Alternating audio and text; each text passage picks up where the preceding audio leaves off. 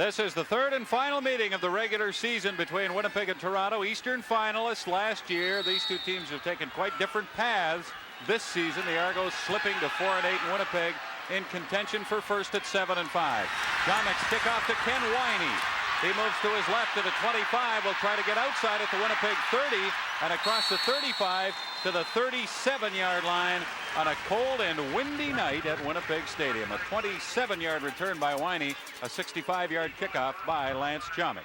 And Sean Salisbury will work this offense tonight, try to get them even more consistent than they've been in the past. Head coach Mike Riley feels they're not quite to the point where they can expect game in and game out the same type of production, but he said they're close. Salisbury has thrown for 1,116 yards in his last 3 games.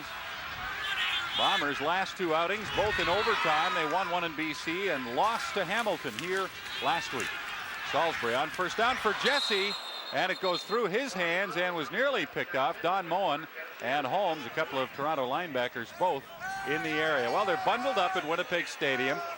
Neil, tell us about the weather change from yesterday to today. Yesterday afternoon, Bob, as you very well know, it was beautiful. It was 29 degrees Celsius, sunny. It would have been a beautiful day to be on the golf course.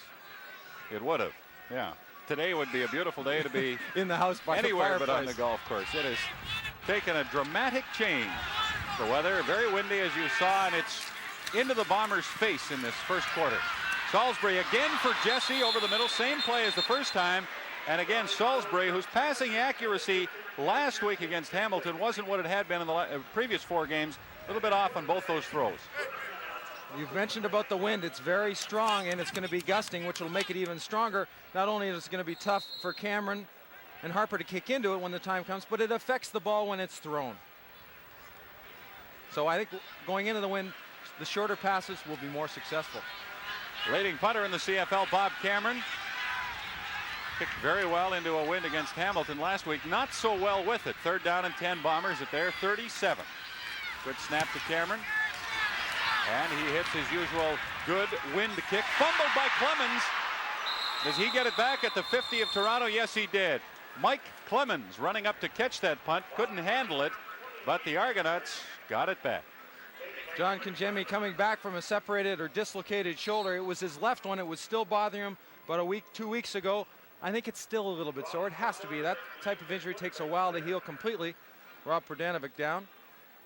That was a 29-yard punt by Cameron, which might not sound very good, but when you consider the wind factor that he faces, that was a good kick. In the last, I would say 10 or 12 yards of it, it was dying. Well, it not only dies, it starts to move away from the returner, and you think you might have it and you work underneath the ball, but that wind keeps pushing it away from you. So it's going to be more difficult to return the punts into the wind. Snapping the ball, it's going to take a shot from Harding. Now under control, downfield, is going to try to find the ball. Seems like that slide, almost a... Well, he suffered a torn bicep last year, Neil, and I'd hate to think it happened again to him, but it looked like he hurt his right arm and maybe in that bicep area. That's where he grabbed when he went down. So we hope it's not that. Now they're looking at his left hand or wrist.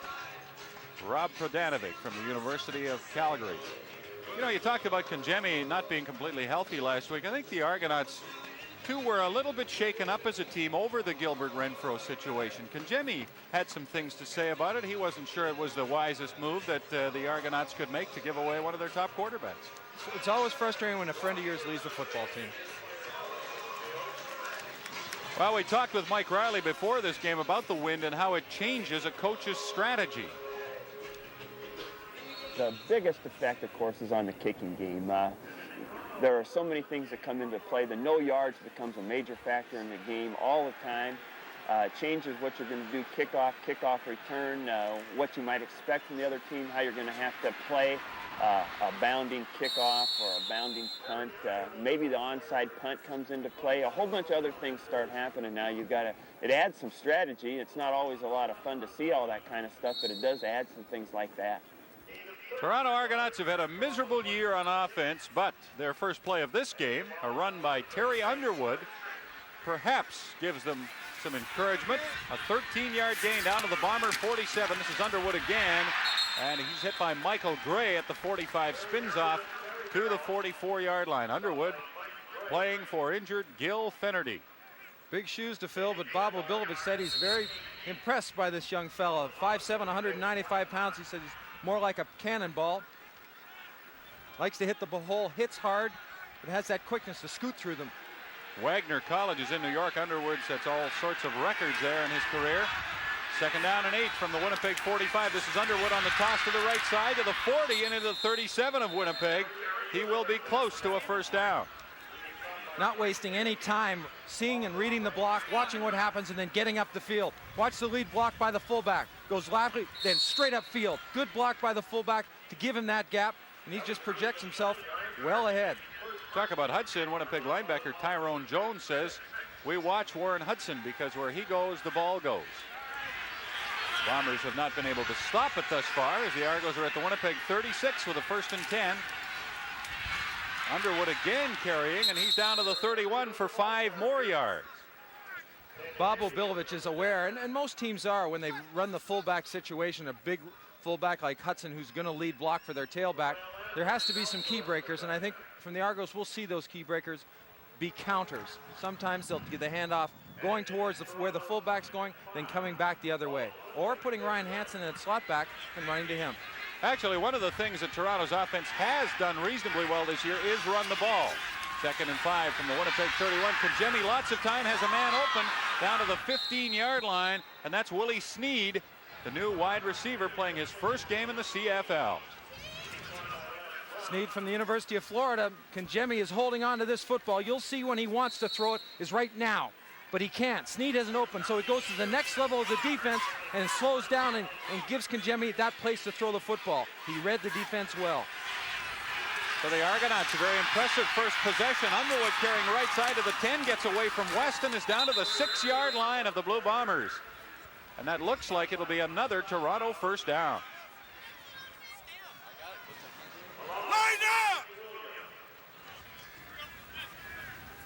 Bobby talked about Underwood having some success in college. His last year he had 1,900 yards, which was 1988. But again, look how he gets outside, then sees what's happening downfield and wastes no time on making a decision on where he wants to head to. And as you can see, he can break tackles. Argos on the verge of opening the scoring. 1st and goal at the Winnipeg 6-yard line.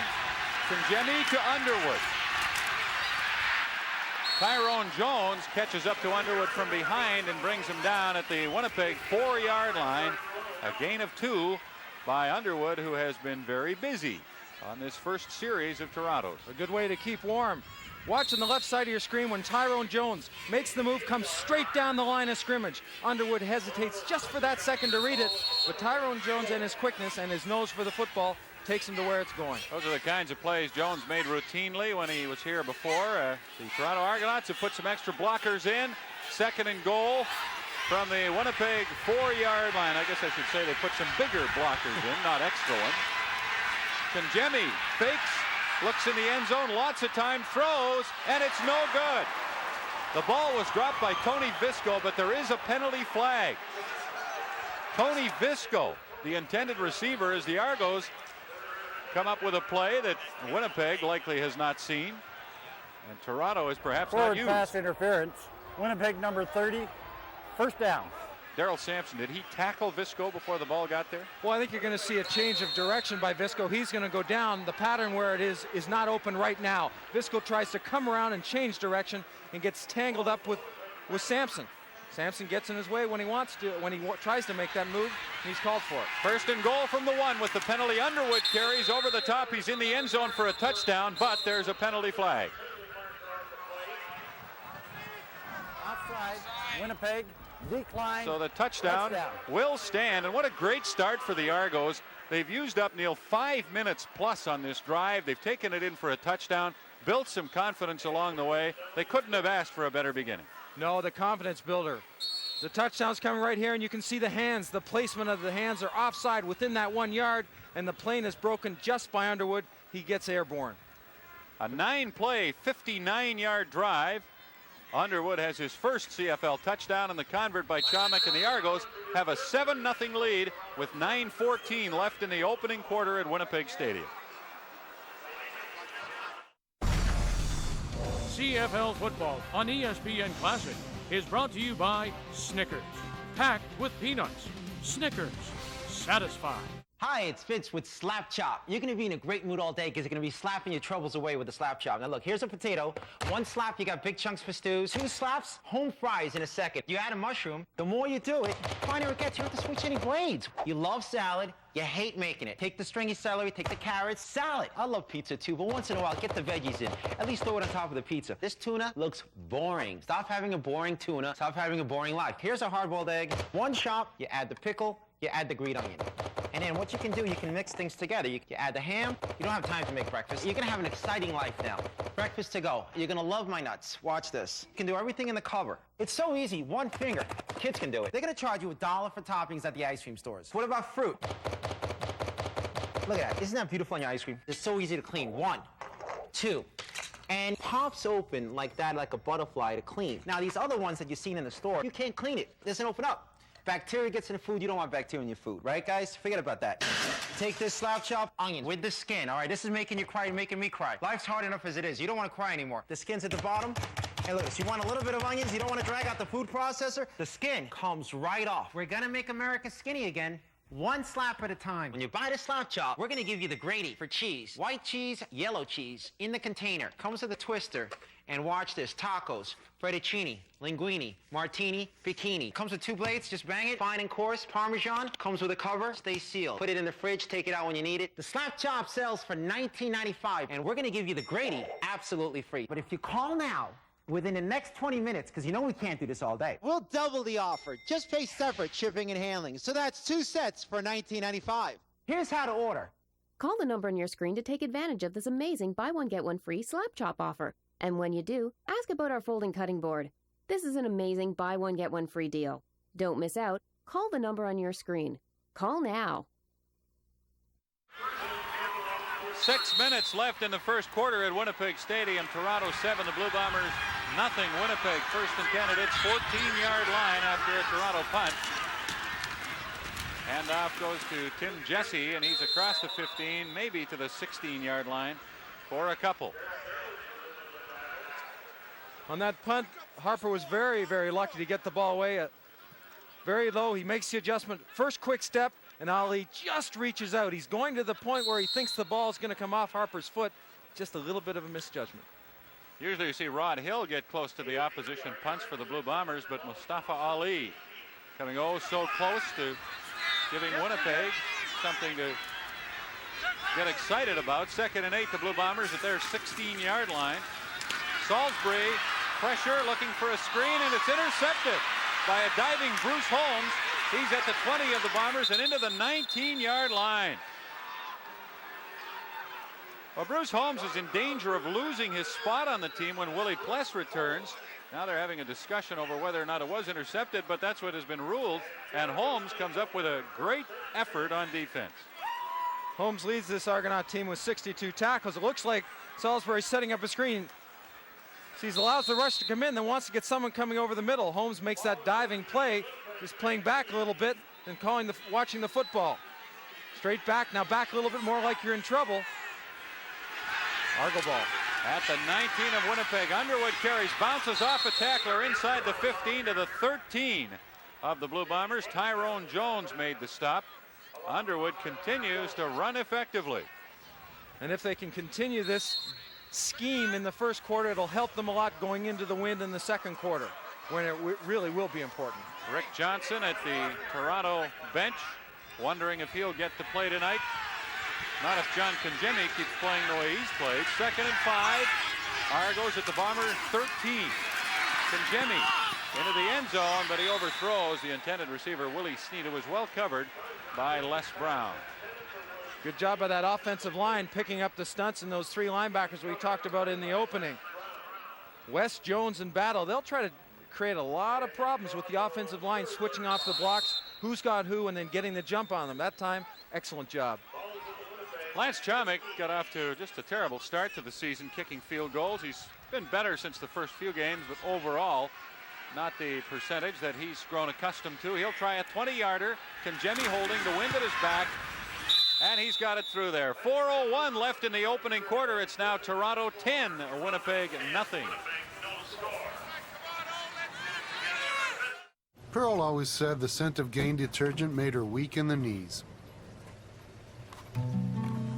Oh, better hold on to something, Pearl. The scent you love in Gain detergent is also available in fabric softener. Sniff, sniff, hooray.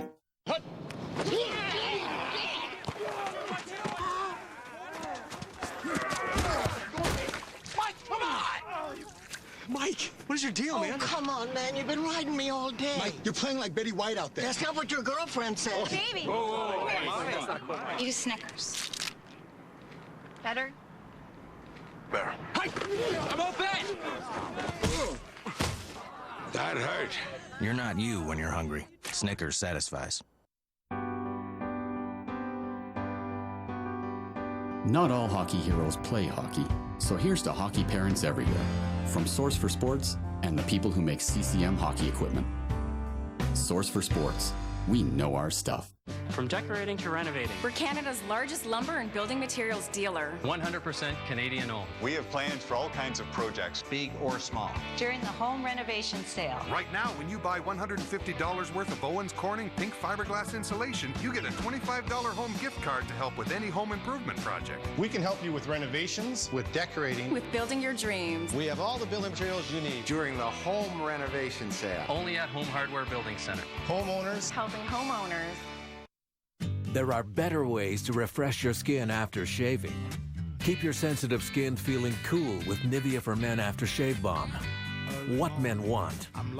And look for the complete sensitive line from the #1 men's skincare brand. Winnipeg Blue Bombers down 10-0 with 4 minutes left. First quarter, take the ball at their 35 after a last Chomik field goal. Salisbury faking, wants to throw, gets some pressure, dumps it off to Cochran. It's tipped in the air and caught by Lyle Bauer, who gets across the 40 to the Winnipeg 41-yard line.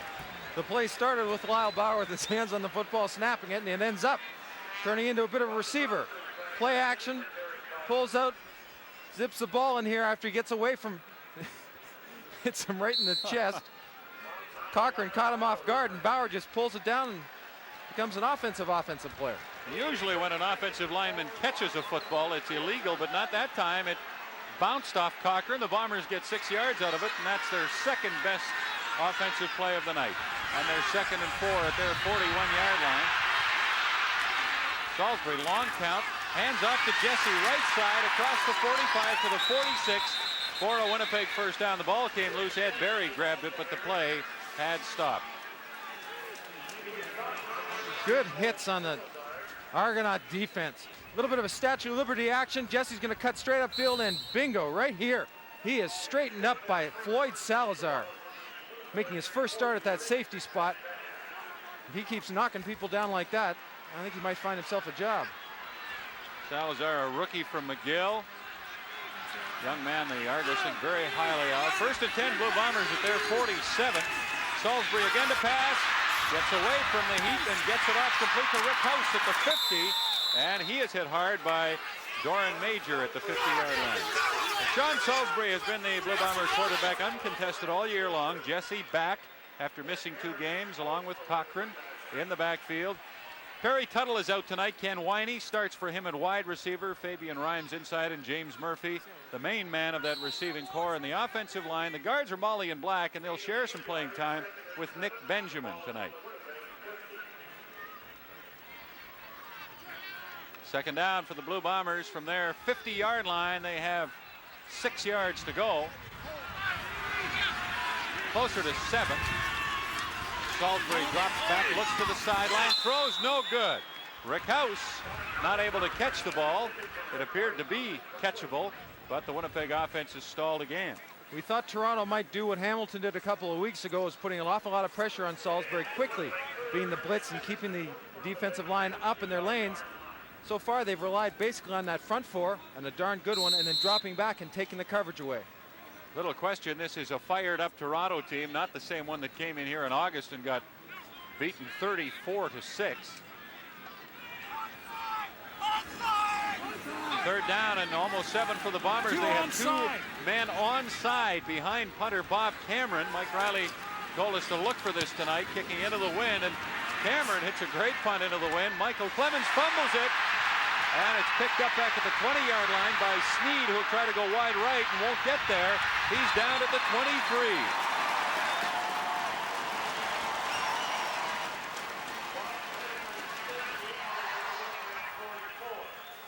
There's Don Moen of the Argos, a real iron man in the CFL. Toronto first and 10 from its 23-yard line. A handoff to Underwood, tripped up in the backfield by Romel Andrews, and he'll lose a yard, maybe 2. There's that Winnipeg defense hitting the gaps. Interesting at the snap of the ball, Warren Hudson signals to Underwood almost like you're going to our left. Figured there's no place to go. Right in the heart of the play, Romel Andrews is standing waiting. Andrews in the last month has been as good as anybody on the Winnipeg defensive line. 2nd and 11, Argos at their 22, toss to Underwood, and he's hit at the 25-yard line after a gain of 2, maybe 3, as the Blue Bombers come to life a little bit. Having run the ball successfully is Tyrone Jones, back in a Winnipeg Blue Bomber outfit and happy to be here. He's really now considered the 5th rusher. When he was here before as the rush end, where Williams is now playing, he came all the time except occasionally.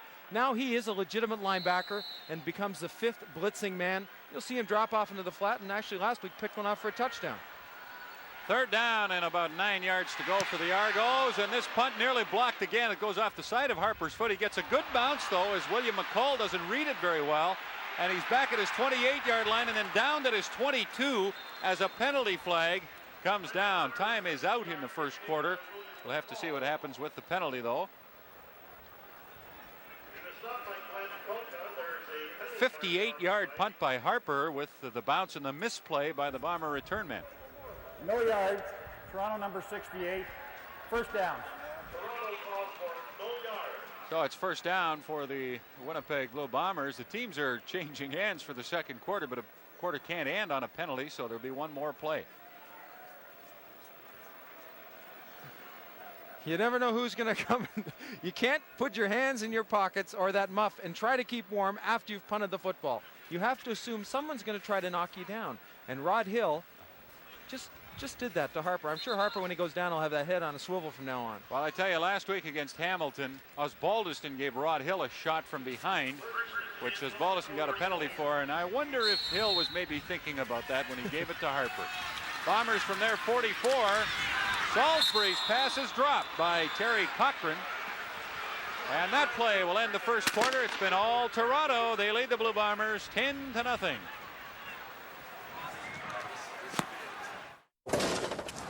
It's the Fusion Pro Glide Challenge. Woo! What's up? Not too much. How's your shave? You can feel it pulling the stubble. See how shaving can cause irritating tug and pull? That's why Gillette's introducing the revolutionary new Fusion Pro Glide. Wow. It's like it's gliding down, you know? Now Fusion Pro Glide has been engineered with Gillette's thinnest blades ever, so it glides for less tug and pull. You taking the glide back? Nah, man. This is mine. You got to get your own. Turn shaving into gliding and skeptics into believers. New Fusion Pro Glide. It was a near perfect gathering. 37,000 was getting to know 22 grand. The 49,000s reminisced with the 29 nines. Yes, everyone with the Manulife One number was in a great mood. And why not? It's the amount of money and interest that they're saving. By combining your income, savings, and debt into the efficient Manulife One account, you could pay thousands less in interest too. And that's a party you don't want to miss. Calculate your Manulife One number today at manulifeone.ca. Harvey's Great Canadian Burgers taking the nation by storm. But how can we make it even tastier? Double smoked Canadian cheddar. Onions sauteed in maple barbecue sauce. Yeah. Smoked bacon! A little of each, and I think we have a winner. Introducing Harvey's Great Canadian Smoky Maple Burger. It's juicy, it's smoky, it's mapley, and it's now only at Harvey's. Harvey's makes your hamburger a beautiful thing. Powering that fan is one little battery. And if you think all batteries are the same, consider this. At Iowa Lakes Community College, the students learn to keep Canadian wind turbines going. And to keep them safe, the only battery they trust in their high voltage meters are Duracell rechargeables. So whether you're responsible for tomorrow or enjoying today, it just has to work. Duracell Smart Power. Duracell, trusted everywhere. Toronto coach Bob Obilovich says his team must win this game to keep alive any hopes of finishing higher than third in the CFL East, and they're looking good right now, leading 10-0 as another pass, well thrown by Sean Salisbury, is dropped. This one by Ken Winey. It's a cold night, 2 degrees Celsius. Difficult night for receivers, and the Bomber receivers are having a difficult night. Well, this is one of those nights, and I think it's that time of season where the receivers, and I'm sure you're going to see an awful lot of them, will start wearing those types of gloves, whether the sticky ones or the neoprene skin diving type of glove, because that'll make it a little bit easier to catch the football in most cases. Bob Cameron will kick with the wind for the first time in the game on 3rd and 10 at the Winnipeg 44-yard line. And he doesn't hit it very well. It's an end-over-end kick, but he gets a big bounce down to the Argo 14-yard line. Mike Clemens has it back to the 19. Good coverage by the Blue Bombers. A 53-yard punt by Bob Cameron. A part of the Bomber football program that has improved, that Mike Riley believes is going to even still get better, has been the special teams, and he attributes a lot of that to some of the personnel that have been there and continue playing, and Ken Haley, who's been quite a spark for them. So the Argos now will deal with moving into the wind. 1st and 10 from their 20-yard line. Jimmy hands off to Underwood again on the left side, and he'll gain 2, maybe 3 yards on the play. Well, the Winnipeg Blue Bomber defense is one of the best in the CFL. Stan Mikowash, the nose guard, with Andrews and Gray, the front 3. The linebacking core, Quincy Williams serving as a rush end. Battle, West and Jones, outstanding linebackers. The rookie Ali starting at safety. Les Brown back on the corner. He missed the last game. Petway played the corner. He's now back at halfback. Kangemi on 2nd down, puts it up long down the right side. No good. Intended for Curtis Bell, a Canadian rookie receiver of the Argos. But we could see the effect the wind had on that throw. Well, it's going to grab the ball, especially if it's not a tight spiral, and push it up. Kangemi, a bit of a key breaker there, sending most of the movement. Warren Hudson like it's going to be a sprint left and taking 4 steps and going to the short side of the field. Glenn Harper played with Calgary from 1986 to 88. Went to the NFL to try it with San Francisco this year. Released and brought back to the CFL to Toronto, and Hank Olisic was let go by the Argos. Harper just gets it away, almost blocked again, and a short kick. William McCall picks it up at the 44, goes back and returns to the 44-yard line, so he'll have no return on a 22-yard kick. 13 minutes left, 2nd quarter. The Argos lead by 10. So Dave, what happened at the Coors Light Mystery Mansion? Yeah, stop holding out on us. Well, first you're greeted by 4 of them. Like to know what really goes on at the Coors Light Mystery Mansion? We'd rather it remain a mystery. Look for a shivering can, and you can win a prize pack or be on your way to the greatest mansion party ever. Must be 19 or older, no purchase necessary. Details at CoorsLight.ca. Some things are better left unsaid.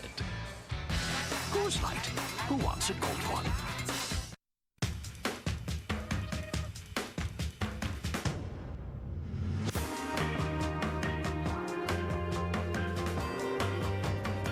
It's time to draw a line in the pavement. Fight for what you believe. And let the world know you'll never give up joy in the name of practicality. The fuel-efficient, fun-injected Mazda 6. Zoom Zoom today, tomorrow. Zoom Zoom. Forever. You, explorer! You promised me 200 Red Bulls to not eat you for supper, and what have you brought me? Cans with drink inside. This is no use to me. This is Red Bull, the energy drink. No, you must die or marry my daughter. I'm too tired to satisfy such a beautiful young woman. I must have a Red Bull. Why?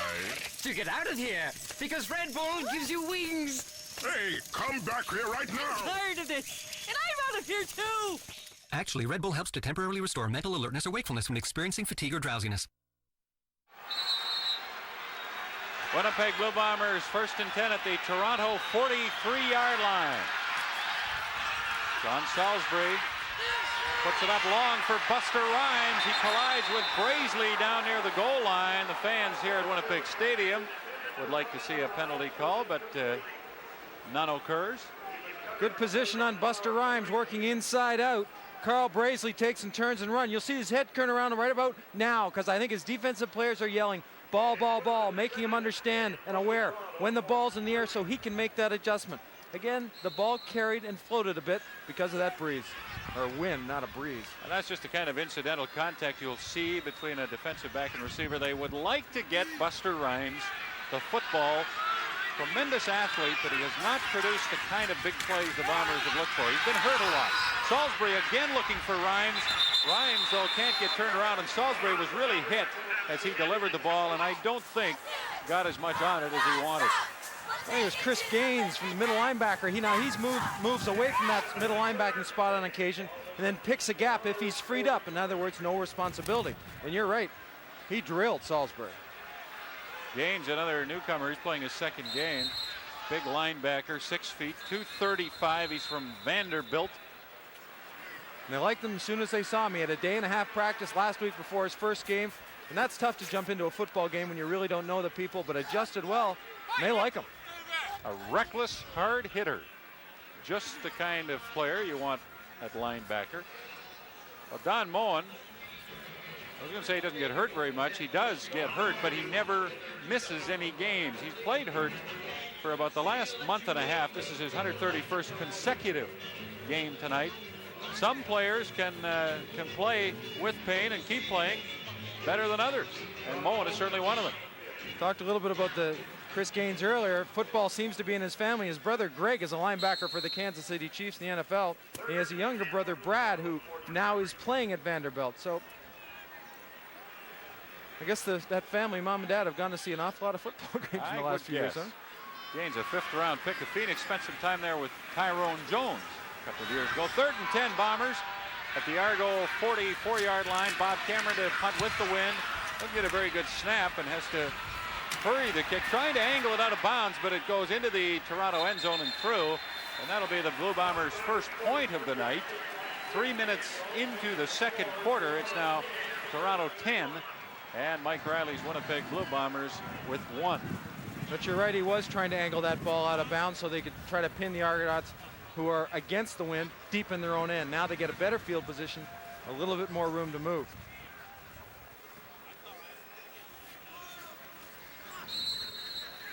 Bombers used to be really dominant here at Winnipeg Stadium. At least they were for most of the 80s. Last 2 years, not so much so. They were 6-3 at home last year. They're 4-2 at home this year. The Argos 1-5 on the road in '89. But playing well tonight, and one of the reasons is Terry Underwood, who has 6 more yards to add to his total, running to the Argo 41 for a gain of 6.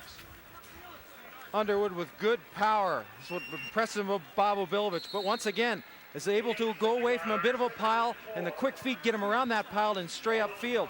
Now I think if they continue to have some success, we might see some play action off of Underwood, so Kangemi can throw the football and draw that defense in. 2nd and 4 Argos at their 41-yard line. Kangemi looks like he's changing the play. There's a toss to Underwood left side. Flags all over the place. Underwood has the first down up to the 46. But penalty flags down, and Bob Skimp, it appeared, the left guard of the Argos, moved before the ball was snapped. Just a bit too, but he was caught. Illegal procedure, Toronto number 64, 2nd down repeated. He just lifts that hand up right side of your screen, right there. You whoops, and then you try to freeze. I love it when you move early and then you say, they didn't see me. I'll stand still. They'll know, they won't see me. Well, the Toronto Argonauts have run the ball almost exclusively on offense tonight. 14 running plays, only 3 passing plays. Winnipeg, quite the opposite. They have been putting it in the air with very little success. 2nd down and 9. This is a passing situation for the Argos at their 36. Kangemi looks for Sneed, got his hands on it, but couldn't bring it down. Les Brown with good coverage. Now, I wonder sometimes when you get the wind at your back, do you feel you should throw the ball more like Winnipeg is doing? Maybe you should get their ground game going. That'll help set up the run because, you know, as the Argonauts proved, that consistency and continuity that you can work towards early makes a difference as the game goes through. Well, look at Glenn Harper punt this football from the Winnipeg end zone. Harper kicking into the wind. Number 20 is William McCall. Harper has it blocked this time. Rod Hill got to it, and the Bombers will get it into the end zone. Paul Platney.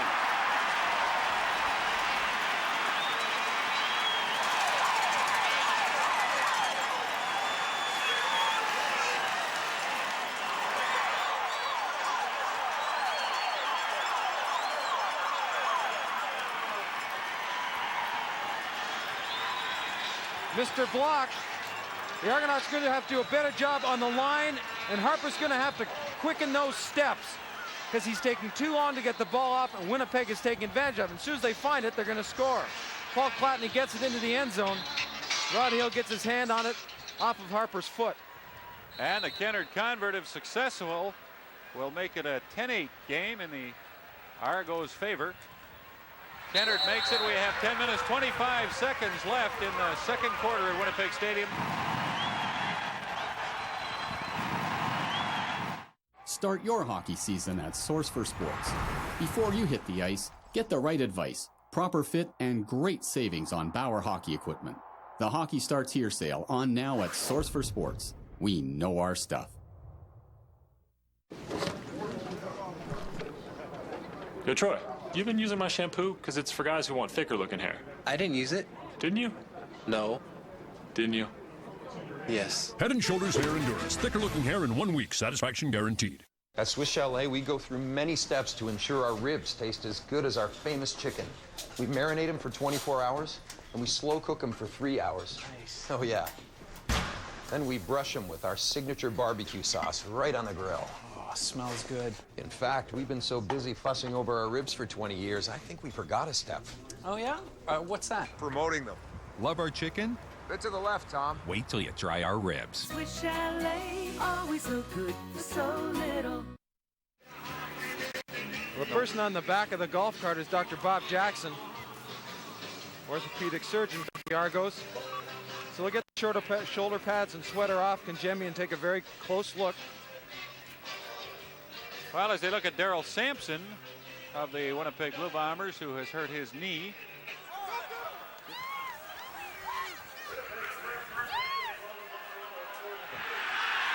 Rick Johnson with his second series, and he hands off on first down. And the Bombers, Quincy Williams and Greg Battle, put an end to that carry very quickly. It was Mike Clemens carrying the ball. Well, we could see Clemens as we have right now at halfback. He could line up at slot and wide receiver. He's the type of athlete that gives Bob Obilovich a lot of versatility. Second down and 8. Argos at their 32. Rick Johnson, will he put it in the air? Yes, he will. Down the right sideline. And no good. Intended for Curtis Bell. Rod Hill with the coverage. Rick Johnson has thrown his first pass since returning to the CFL. And it went incomplete. Bob Obilovich impressed by Rick Johnson's physical shape when he came into camp just last week.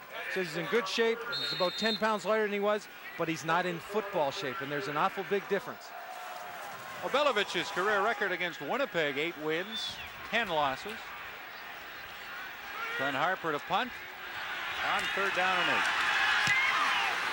This time he doesn't have a lot of pressure, but he doesn't hit the ball very well either. And it bounces down to the Winnipeg 49. McCall picks it up, backpedals, and returns it to the 47, maybe the 48. With 5:50 left in the first half, and the Argos leading 10-8. Daryl Sampson with a bruised right knee. You see him pushing on it, trying to find the spot. Maybe they can put a pad if it isn't right on the kneecap. Otherwise, you just have to worry about it later, get some ice on it when the game's over. And, you know, you talked about James West and Haley being banged up. This is the type of year, the time of year, Bob, when there aren't too many players in the field and aren't pretty well banged up. And this is the type of night, Neil, where those bruises come just a little bit easier. A cold night. Sean Salisbury not having a good night, but he's had some help in that area with receivers dropping passes. This one is caught by Buster Rhymes, and he's to the Argo 53-yard line, and that'll be close to a Winnipeg first down. A strange circumstance. Buster Rhymes does a lazy pattern off and then comes across the field. The man in chase, who I thought was a linebacker initially, was Harold Hallman, number 70. A little bit of a freelance by a defensive lineman. That's the first completion of the second quarter with the wind at his back by Sean Salisbury. But again, we can't put that all at his doorstep as Winey dropped a catchable football, and he's had 2 or 3 others dropped. Salisbury having an outstanding year, his first full year in the CFL. Thrown for 3,258 yards already, 24 touchdowns. Mike Riley, a native of Wallace, Idaho. Looks on, gives the gum a pretty good working over. Second down for the Blue Bombers and a yard to go at the Argo 53-yard line.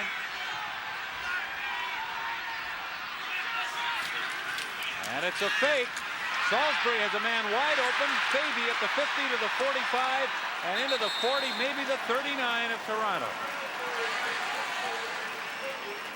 Great play selection by the Bombers. Short yardage play action to the right side. They have Matt Pierce lined up. Fake to Jesse. Salisbury knows he's not going to have a lot of time to throw the football. Fabi sort of takes a step inside to where the flow is going, then back out to the flat. You could sense they weren't going to run the ball. They've done this a lot this year, but they had Fabi wide open. Here's Jesse on a draw play, and he finds nowhere to go at all. Rodney Harding and Harold Holman were just two of the Argos standing in the hole that Jesse was supposed to run. Rodney Harding comes into this game with 5 sacks, and over the year, he's had a heck of a time with Chris Welby. They've had some great battles. I think it's about even right now, half and half. So this is the rubber match between not only the teams, but those two players. Randy Fabi gets a little equipment work at the Bomber bench. Salisbury on second and long throws intended for James Murphy, no good. Around the 30-yard line of the Argos. That's the first time tonight that Salisbury has gone to his big play man, James Murphy. Just a quick 3-step drop, tries to string the ball in there. And Trevor Kennard now will get a chance to finish off the drive with a long field goal. But Kennard will be helped greatly by this win. Harold Holman is shaken up on that last play. The Bombers all set to come out of the huddle and line up and kick the field goal. But Holman needs some attention. 10-8. The Argos lead. They jumped out to a 10-0 lead in the first quarter.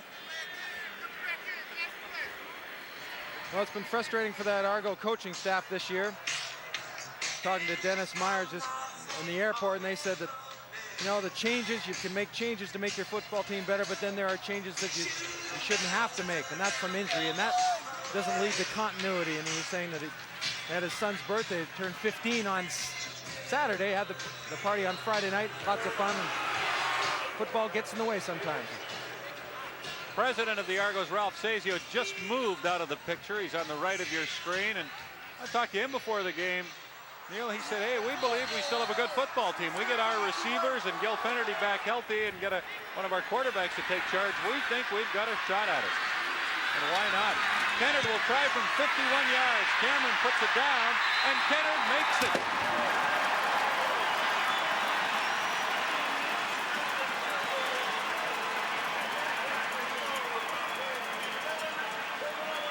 It's really pretty basic. You do it so many times. A hug to a couple of teammates. Just because the wind's behind you, you don't try to strike the ball any harder or any softer. You just do what you've been doing like it's a convert. Piece of cake. Kennard very nonchalant about it. Comes to the sideline, jumps up and gives a couple of his teammates a high five. He's now 20 out of 27 on the year. He doesn't get a chance to try many of those long ones. From outside the 50, the Bombers seldom ask him to try a field goal. He doesn't like that. He likes to think he can make anything from inside center field. Well, he made a 51-yarder with the help of the wind. Rick Johnson on first down finds Darrell Smith for a gain of 5 yards from the 35 up to the Toronto 40-yard line. A little bit of congestion. Willie Sneed will go past Smith right there. Now Sneed's got to keep going upfield. He can't wait for the ball to be caught. He's got to try to take those defenders upfield so Smith has less people to deal with. Less congestion. Darrell Smith playing with a 14-stitch cut on his index fingers. Second down and 5. The toss goes to Underwood, left side, hit at the line of scrimmage and stopped for no gain. Romel Andrews making the first hit. Good lateral movement by the defense, and that's how you stuff the run.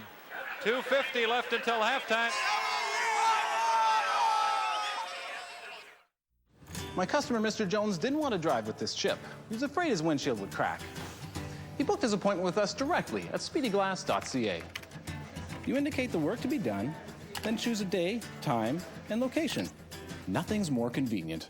Plus, his windshield's back to being solid for free thanks to his glass coverage insurance. Thanks, Dave. No problem. Like Mr. Jones, act now and book online at speedyglass.ca.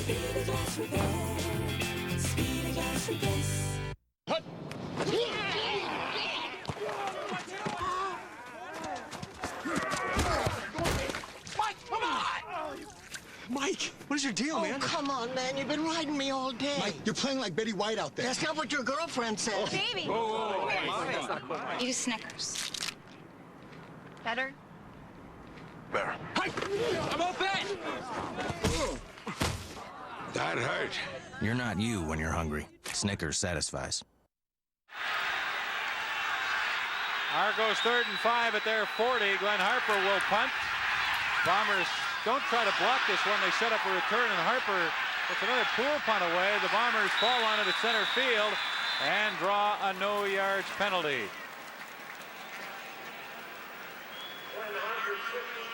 .229 left in the first half. Winnipeg leading 11-10. No yards. Toronto number 68. 5-yard penalty. First down.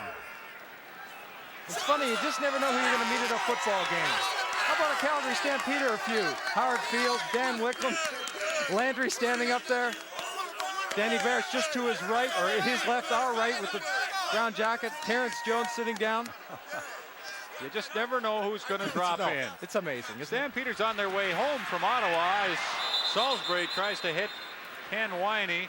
Calgary with an hour-and-a-half stopover at the airport, so they thought they'd breeze over to Winnipeg Stadium with their sports coats on and sit out here in this beautiful warm weather tonight. Yeah, they're dressed for it, aren't they? Well, the cold isn't going to bother them after that win over Ottawa. The Stampeders 8 and 5.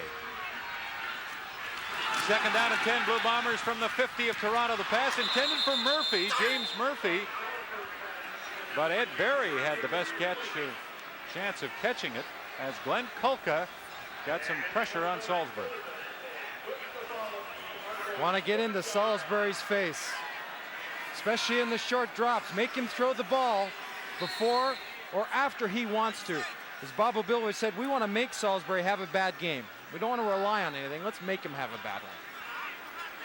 Rob Prodanovic will snap the ball. He hurt his wrist in the first quarter, but he's still in there, sending it back to Bob Cameron, who'll kick again with the win.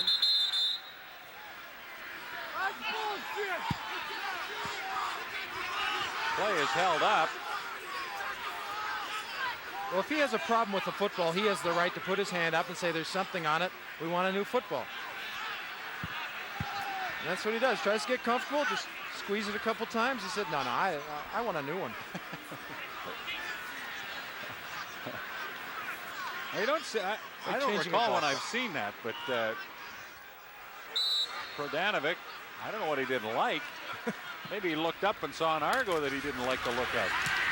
Cameron kicking, gets a good high boot away. The wind sails back to Clemens at the 5, can't handle it, and he's down at the 3.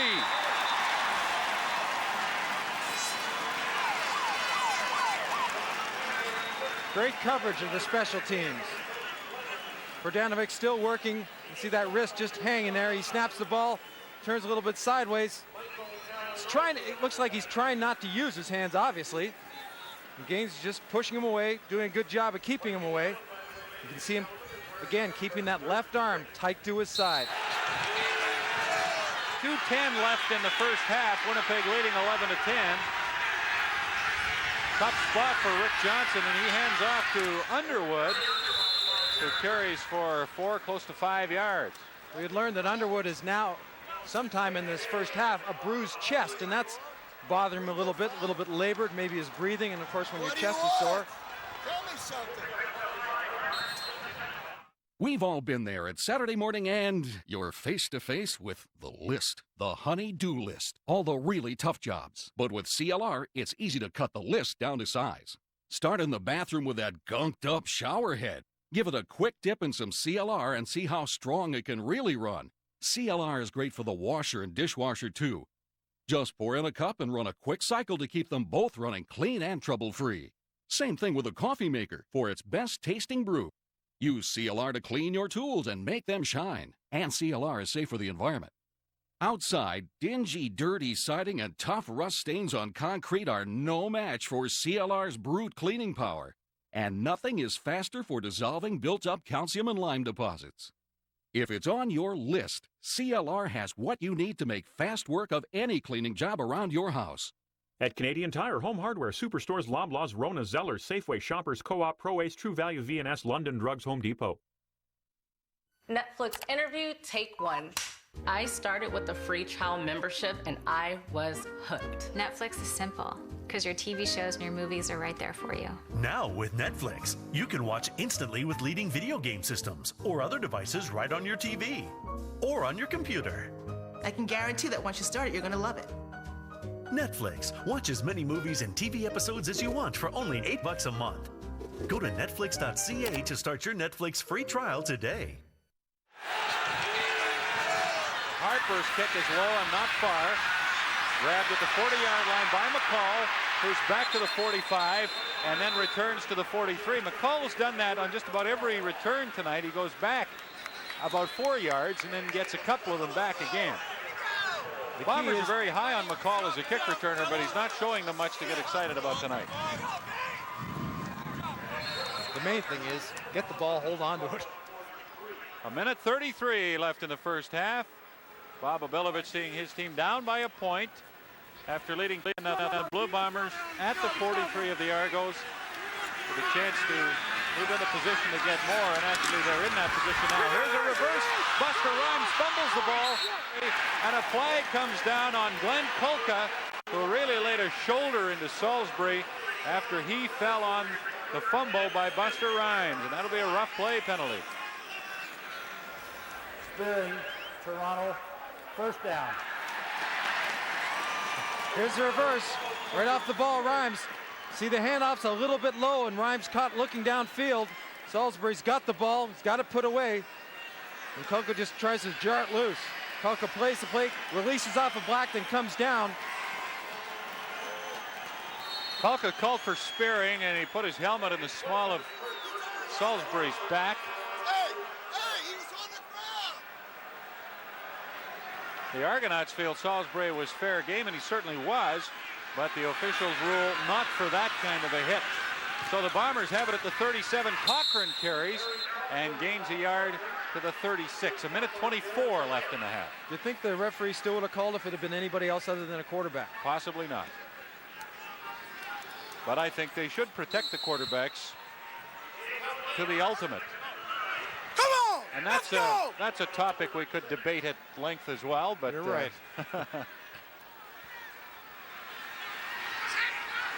Second down for the Blue Bombers, 9 yards to go at the Toronto 35-yard line.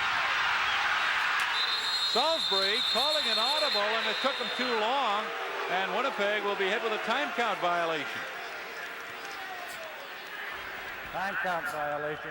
Winnipeg number 12. Third down. Well, if you're not happy with what you see when you get to the line of scrimmage, you should change it. And he tried to. They just took a little bit too long in the huddle. You've got to get out of the huddle in 4, 5, 6 seconds, so you at least have 12 on the ball, so you can make those changes if the defense has given you adjustment, or you can take advantage of something. So the Bombers don't run that offensive series in real sharp fashion. And Trevor Kennard comes on to try a 42-yard field goal with the wind. 1:03 left in the first half. Bob Cameron puts it down. Kennard has it right down the middle. And Winnipeg has a 14-10 lead. Kennard hit that ball so well he could have moved back another 20 yards. He kicked it right out of the end zone on the fly. We watched him before the game. He and Chomick kicking with the wind and belting it through from 55 yards or more. Of course, we, over the years, have often watched kickers belting them through from amazing distances before the game. Always a little bit easier, but with this wind, I would think any kick inside between the 40 and 50 becomes a lot easier than it would be without the wind. Oh, sure, you get a nice slow rotation on that ball. It'll carry. Rick Johnson will start from his 35. He still has time to do something with the ball if, in fact, the Argos go that route. Underwood dropped it, I believe, and Johnson just didn't make the exchange with Underwood, maybe. And Johnson winds up running with it and gaining a yard. Well, that's heads up. If you can't get the ball in there, quarterbacks are often told, if you can't get a handoff, take it and follow the back up the hole. And that's exactly what Johnson tried to do. No sense of taking a chance of maybe getting it to your running back. Pull it away and stick your nose and get up the hole where the running back was supposed to go. Second down and 9. Argos from their 36-yard line. And Johnson again with a little trouble in the exchange. He finally gets it to Underwood, and he gains a yard. The lack of repetitions in the relationship, not only with receivers and throwing the ball, but turning out, handing the ball off. He reverses out. He's coming back. He expects it almost to be a little bit closer. Those are all things that come with not having been with the same team, worked on with it, at least for a couple of weeks. Well, and the concerns that Obilovich had about Rick Johnson and that Rick Johnson himself had. 20 seconds left in the first half. The clock is running. The Blue Bombers have 11 men on the line. Only one back as they'll try to get to this Harper punt. They blocked one already tonight. It looked like you're setting up a return. Harper gets a good one away. William McCall at the Winnipeg 35. A flag comes down as McCall runs it back to the 40. That'll be a no yards penalty against Toronto. 1 second left in the first half.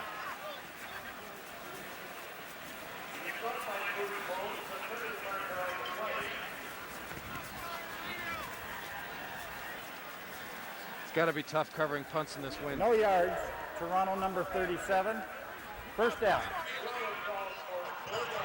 The last thing you want to do is look up for the football, too, because inevitably, as soon as you do, someone just taps you in the side of the head with their helmet and puts you on your back. Well, the Blue Bombers have the ball at their 50, and Trevor Kennard was on the field to try a long field goal, and now they've sent the punt team out there. And so they'll ask Bob Cameron to just unload and hopefully get it into the end zone. But the Argos call a timeout just as Winnipeg was lining up to punt. So we'll have a 30-second wait, and both teams will have a chance to discuss what they're going to do.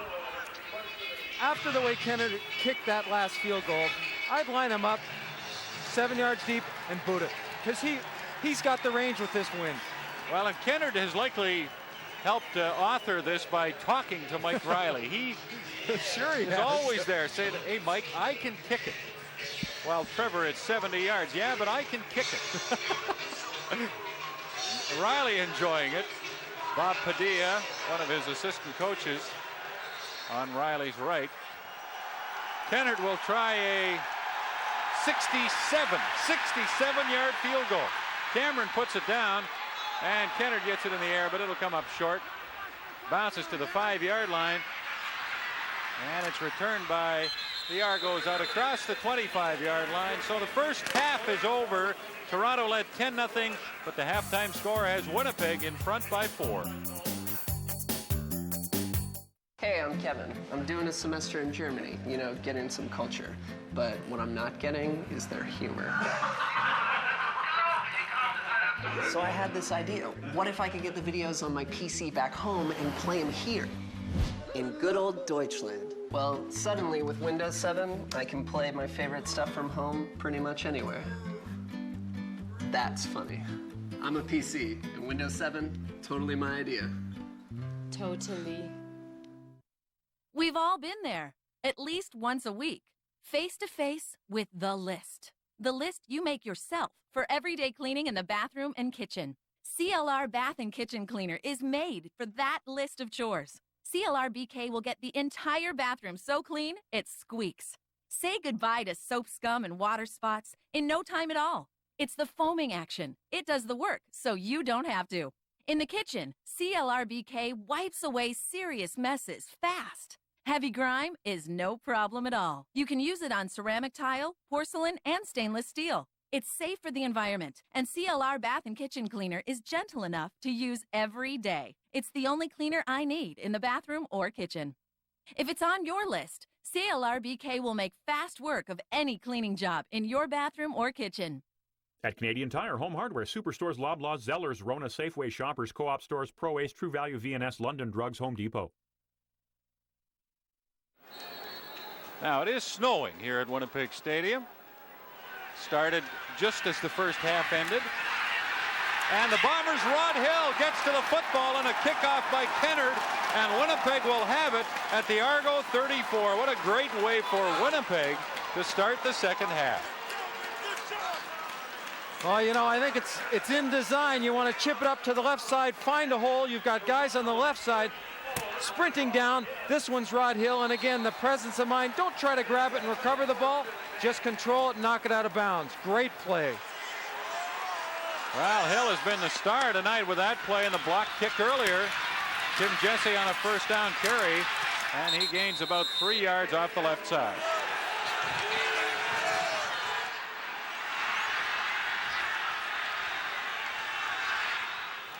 Rod Hill wasting no time getting warm after making a good play. Randy Faby can't catch the football at the 25-yard line, and Sean Salisbury has a right to be disappointed. His numbers are terrible, and it's not all his fault. No, quarterbacks know, and unfortunately when the ball's on the money, Rick Johnson knows this as well as anybody, it should be caught. I mean, it's a nicely thrown football.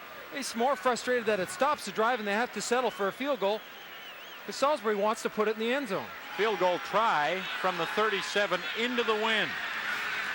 Cameron, good hold. Kennard, now the ball just blew away from the posts. It was heading for the uprights, and the wind just grabbed it and held it out. Brazeley picks it up at the 5 and gets to the 9-yard line. Well, that's the most dramatic effect we've seen the wind have on the game tonight. Well, the ball just accelerates, obviously off the foot, goes up, reaches its height, and then stops. Cameron's done a good job, by the way, all night of pinning the ball because the snaps have been a little different. And here we go. Whoa, back. Kennard needed to drive it more than that, but I mean, on a calm night, that one has the distance easily, but the wind just grabbed it and took it away from the upright, so the Bombers can take advantage of the outstanding play by Hill on the opening kickoff of the second half. And Mike Clemens will carry on first down. Breaks a tackle or two and gets close to a 5-yard gain. Greg Battle made the stop. Bob Obilovich and assistant coach Ellis Rainsberger at the Toronto bench. What a difficult spot this is for Rick Johnson. Guy hasn't played in over a year. The weather's cold. You know, you're down by 4 points.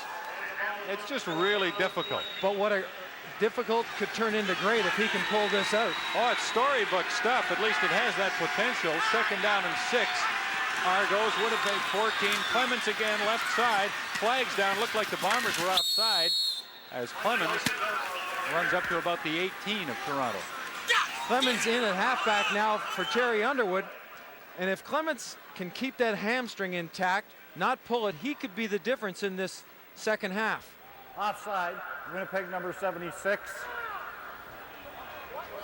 Second down repeated. Because not only is he a good ball carrier, but he's good out of the backfield and very difficult to cover. But he is bothered by a hamstring injury. Neil, as you point out, it seems like half the Argos have hamstring problems. Not that many, but a lot of them do. Second down and a yard with the offside penalty against Winnipeg, and the handoff over the left side goes to Ryan Hansen, and he gets about 3 and a Toronto first down.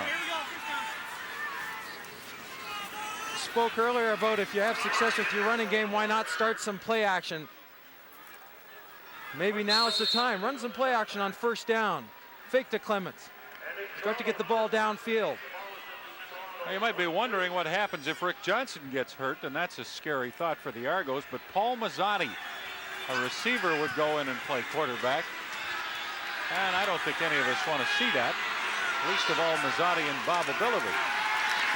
Rick Johnson looking for Eric Hoskins deep downfield, but he overthrows the intended receiver. First time Johnson has thrown deep since taking over from John Kangemi. There's Kangemi at the Argo bench. So the fact that he's there would tell us that he is not seriously injured. He had his neck jammed and he has muscle spasms. Also, having Kajemi on the sidelines is going to help Johnson when he comes off. They can sit down and talk about situations. 2nd and 10. Johnson to pass. Has some time in the pocket. Left side. Daryl Smith, the intended receiver, nearly intercepted by Les Brown. And then a flag comes down. And Brown is reacting as though interference will be called against him as Mike Riley takes an anxious look across the field. Forward pass interference. Winnipeg number 15. First down. Good break for the Argos, gets them out of a bit of a hole. Johnson, split backs, good protection. The backs are staying in to help out Ryan. Hansen gets a block. Les Brown comes up to the outside and just a little bit of a jar, that's what it's called. Otherwise, I think a pretty good jump on the football. There's always going to be contact. You know, you can't get around it. Well, the Argos got the better of it that time. They're up to their 33. Winnipeg looked to be offside as Johnson throws again for Daryl Smith, knocked away by Ken Petway. Greg Battle of Winnipeg says it's against Toronto, but it's against the Blue Bombers. So we won't count on Battle for any accurate penalty calls. Offside, Winnipeg number 35, first down repeated. Tyrone Jones offside. So the Argos are moving upfield with the help of Blue Bomber penalties. 4 minutes into the second half, 14-10, Winnipeg leading Toronto. And Mike Clemens with a toss to the left side. And he battles across the 40 up to the 41. It was a 1st and 5 play, and it got the Argos 4 yards. Quick toss to the short side of the field, trying to cut off that corner, so Clemens has some room to move. Argo offensive line, Ian Beckstead at center, Skemp and McHugh the guards, Prunster and Schultz the tackles. Done a good job tonight. 2nd down, just over a yard. Argos at their 41-yard line. Toronto with the win in the 3rd quarter. Handoff goes to Clemens, and he gains 2 or 3 yards. And the wide receiver on the right side, Paul Mazzotti, looked to me to be a couple of yards offside. The flag comes down. Mazzotti looked right at the referee when he started early. He looked right at the referee, wondering if he saw him. Offside, Toronto number 88. 2nd down repeated. And he did see it.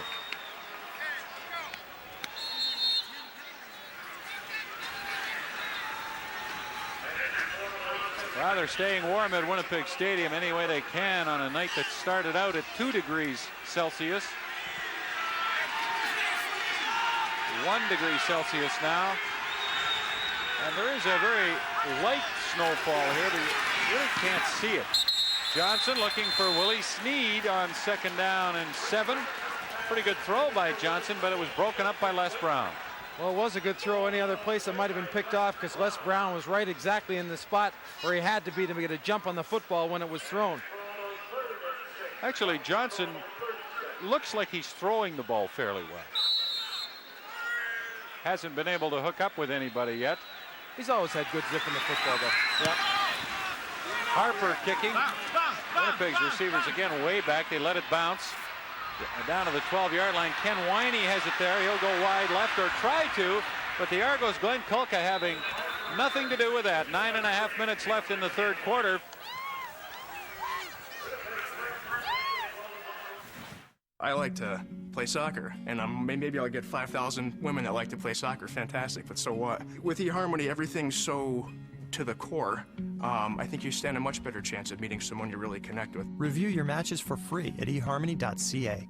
Start your hockey season at Source for Sports. Before you hit the ice, get the right advice, proper fit, and great savings on CCM hockey equipment. The Hockey Starts Here sale on now at Source for Sports. We know our stuff.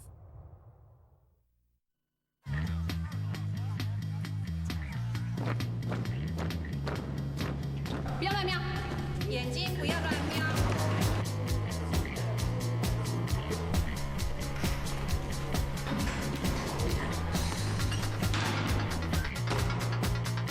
你们马上出去。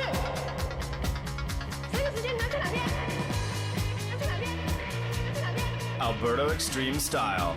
Break the mold.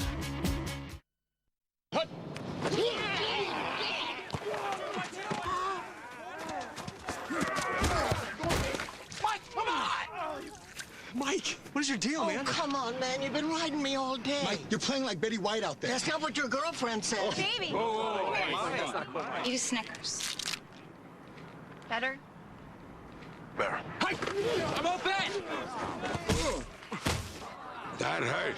You're not you when you're hungry. Snickers satisfies. Winnipeg Blue Bombers have scored 14 consecutive points since the Argos jumped out to a 10-0 first quarter lead. 9.5 minutes to go. We're in the third quarter. Bombers at their 9-yard line. Working into the wind. The handoff goes to Jesse on the right side. And he gets to the 15 for 5 or maybe 6. And that was Terry Cochran and not Tim Jesse.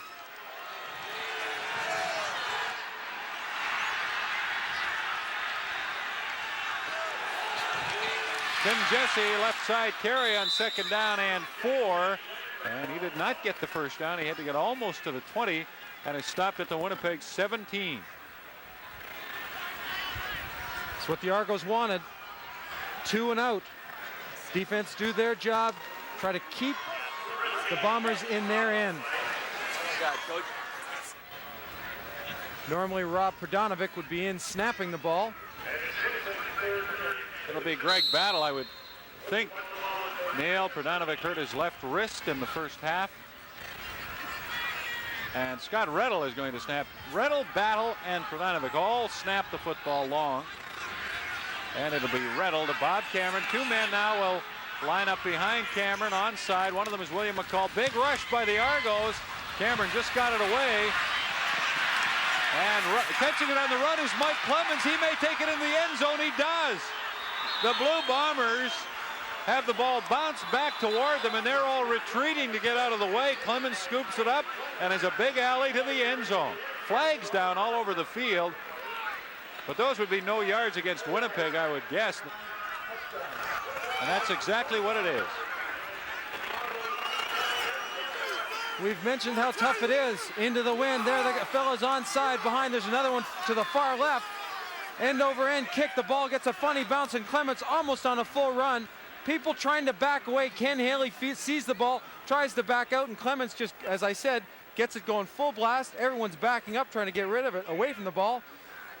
Big play by the Argos. William McCall was one of the men who lined up onside, and he just stood and watched the punt. The intention of that is to have those guys run downfield, maybe recover it. At least that's what one would assume it is, but it didn't work that way. The Argos back in front, 17-14, 8:07 left, third quarter. It's the perfect name. Escape. Let's go. Anywhere. The Ford Escape. 8-inch ground clearance. Intelligent 4-wheel drive. Infotainment. Every safety feature available in the Escape. Standard. It's fun to drive. Comes in a V6, 4-cylinder, or hybrid. One of the most fuel-efficient SUVs on the planet. My buddy. I drive one. I drive one. I drive one. The 2011 Escape. Mrs. Ford, today, drive one.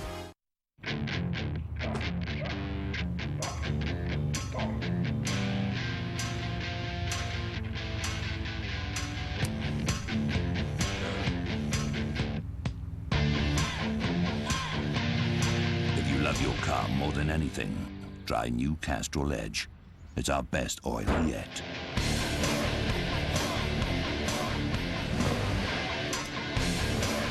It's more than just oil. It's liquid engineering.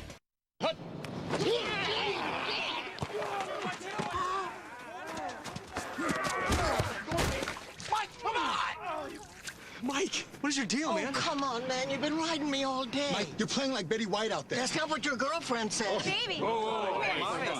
Eat Snickers. Better? Better. I'm open! That hurt. You're not you when you're hungry. Snickers satisfies. Winey had himself a whale of a football game the last time these two teams met. I know Mike Rowley was hoping for the same type of game tonight. Winnipeg won that game 34-6 here at Winnipeg Stadium August 29th after losing August the 10th to the Argos in Toronto 20-12. They'll measure for the first down. 2:26 left in the third quarter. Winnipeg will have the wind in the fourth.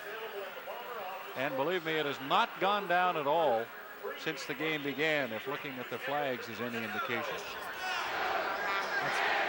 What do you think, Neil? About an inch, but I do think I'd go for it.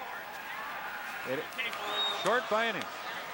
Well, we've talked about the weather as it is at the Winnipeg Stadium. We had a phone call here at Winnipeg Stadium from some of our friends who are watching CFN up in Tuktoyaktuk, Northwest Territories, and it's a lovely day up there. +6, it's clear and calm. And we wish we were there. Yes, and well, we wish we had their weather, please. That's right. We'd take +6 and run with it right now. That would be like a Chinook. Third down and inches, literally, for the Blue Bombers at their 45. Sean Salisbury keeps off the right side.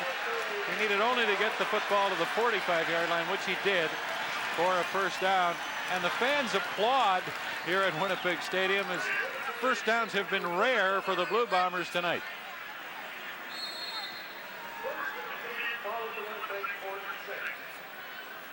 As in rare, 4 first downs.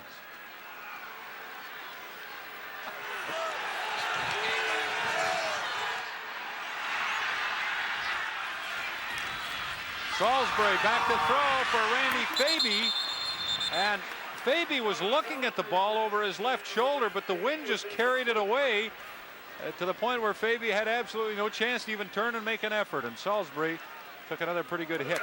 Well, he sure did. He got a real whack from Kulka.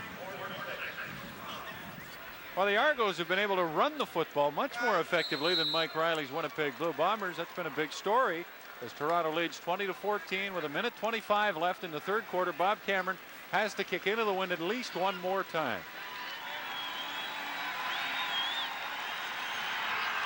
Third and 10 at the Bomber 46.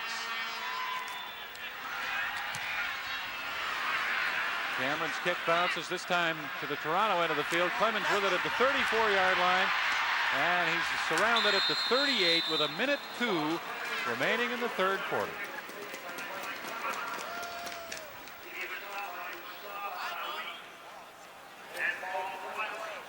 Redl snapping the ball, gets jacked up pretty good by Harding.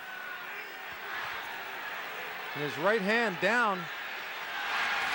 Well, they may have to go to Greg Battle yet as their snapper. Here's Clemens, a little dump pass from Rick Johnson. Nice move by Clemens to get to the 41 with it and gain 3 yards. Scott Redl receiving some attention. See that arm hanging down. He took a heck of a shot, as I said, from Harding, who just unloads on him after the ball snapped, and you're really vulnerable as a center. In some cases, I've seen them line up 2 and 3 just to come in and jam them because they want them to snap that ball, get erratic with it, and flip one over the punter's head. Second down for the Argos from their 41-yard line, between 7 and 8 yards to go. Johnson with a toss to Clemens, flags all over the place, as there was, again, premature movement. And it's procedure against the Argos. The Bombers will decline the penalty, and Toronto will have to punt. 66, right tackle, Kelvin Prunster. Now you see, I think Winnipeg wants to take the penalty so they can run out the time here and have Toronto punt into the wind. Illegal procedure. Toronto number 66, second down repeated. There's no hiding that one. That's good 3 steps. Kelvin Prunster, there are 4 seconds left in the third quarter. Toronto was all set to punt if Winnipeg had declined that penalty, but now they've taken it. And the Argonauts are going to punt anyway. That's a good move. Sure, second down and 12. So they will use the last few seconds of wind that they have. That's right. No one ever said you can't punt on second down. And Harper gets a good one away. And Les Brown has trouble with it. Finally gets a handle on it back at the Winnipeg 15-yard line and is out to the 14 or so. The Argos have a 6-point lead here at Winnipeg Stadium.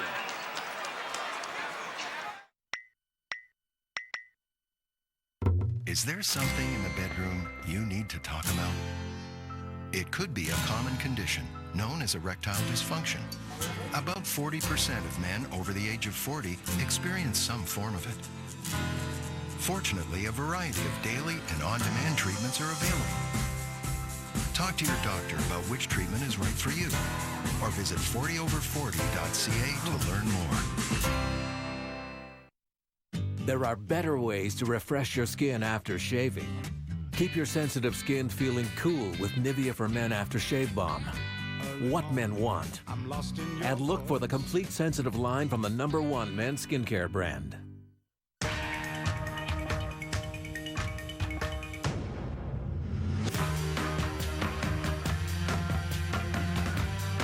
It says, I will not compromise. I will not back down. I will not give up. I will never sacrifice joy in the name of practicality. The asphalt kicking, award-winning Mazda 3. Zoom Zoom today, tomorrow, Zoom Zoom, forever. In hockey, skating is everything. At Source for Sports, we'll improve the fit of your skates with Superfeed insoles, designed to give you stability, balance, and power. Get the Proformance Advantage and Superfeed insoles at Source for Sports. We know our stuff. The fourth quarter starts at Winnipeg Stadium with the Blue Bombers down by 6. 1st and 10 at their own 15-yard line. And with the wind at their backs, Kerry Cochran with a first down carry. And he gets a yard, maybe 2, as Winnipeg has not been able, Neil, to run the ball effectively tonight. The middle linebacker, Chris Gaines, who's only been in the league a week and a half, is moving around nicely. And this time he's on the far outside. Blitzes to try to get pressure and really runs right into the play. From the 38, second down, the pass to Murphy, and he makes the catch at the 25 and nearly got away from Ed Berry, forced out of bounds at the 30, but finally James Murphy becomes a part of the Winnipeg offense, and when he's not a part of it, it's usually not doing very well. Well, I don't think there's any question that the Bombers have receivers that can catch the short passes, the 5 yards out or the quick slants, and turn them into big plays. Well, that completion has improved Sean Salisbury's numbers for the night, which are rather poor. Murphy again, same play, and it gives Winnipeg another 10-yard gain. Even looked like that ball was tipped at the time. I think fancy drive, the defensive back man stop, comes out, back to the football, and just gets the first down marker. James Murphy having another good year, 46 catches, 863 yards, 7 touchdowns. He's headed for his 6th 1,000-yard season in the last 7 years.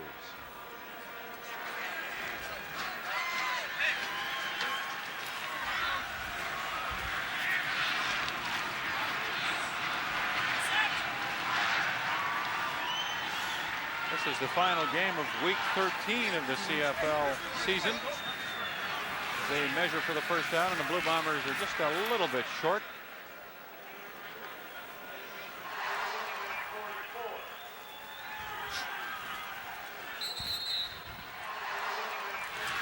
Salisbury on 2nd and inches keeps and gets the first down up to the 41. Well, the Stampeders were 6-12 last year. They're 8-5 this season. Great turnaround for them. And Saskatchewan, with that heartbreaking loss against BC last night, a great win for the Lions. It keeps them in the playoff picture in the West. Wasn't that a wild finish? And you know, you look at the referees and they take a lot of criticism. Last night they made 2 very big calls and good ones. And Matt Dunnigan was something else. Salisbury throws to Murphy. He can't hang on. Ed Berry hit Murphy just as the ball hit his hands. And Murphy couldn't bring it in. But Salisbury now, Neil, looks like he wants to work James Murphy. Well, a receiver tries to catch the ball away from his body, as Murphy did, but sometimes as soon as the ball gets there and there's not quite enough time to put it away, a good jarring tackle, as Ed Berry did right there on Murphy, will knock it loose, and especially when it's a little colder. You don't have the same kind of touch in this weather. Not anywhere near. Salisbury, pressure, gets it away, and it's knocked down by Moen. Actually, it almost knocked Moen down. No, that was Benjamin.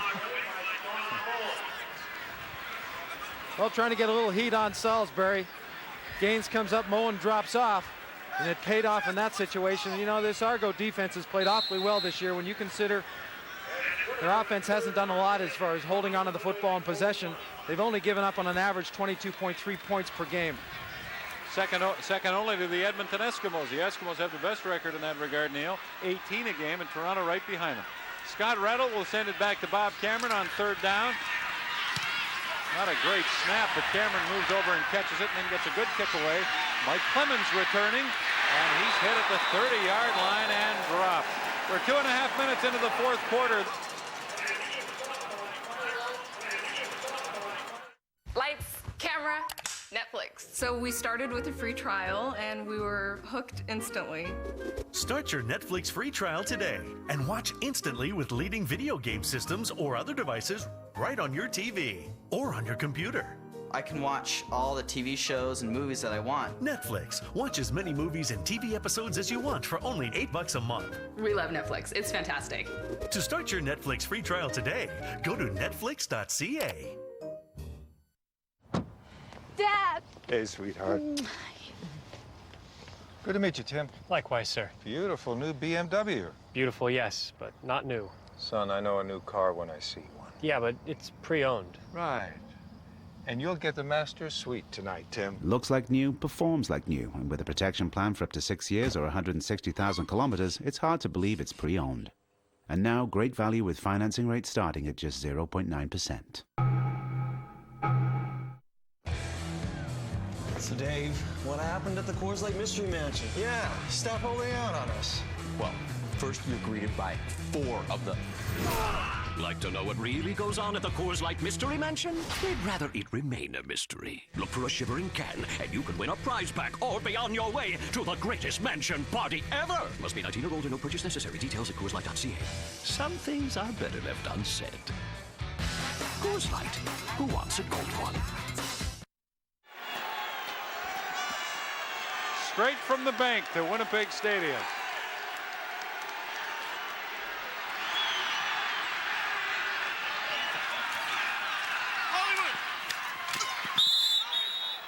Rick Johnson throws incomplete to Darrell Smith.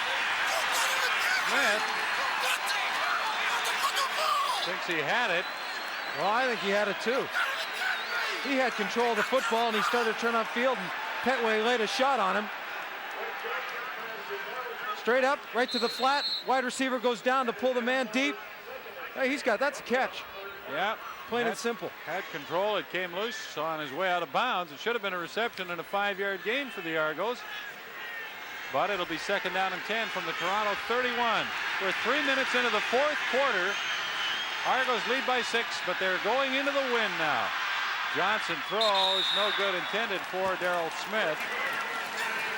But Johnson looked like he was just happy to get that one away and prevent a loss. You know, we gave you some statistics on the Argo defense and how tough they've been this year, considering how many times they've been on the field. That offense has only averaged something around 16 points per game. 17 actually, but that's pretty low. 16, 17, 18. That's not good enough. Well, that's been one of the big stories, and they don't have a first down into the win tonight, the Argos. As Harper gets set to kick into it. And he gets a pretty good roll out of it. But the Bombers will have good field position at around the Toronto 47-yard line. And you can tack onto that good field position probably another 5 yards for no yards.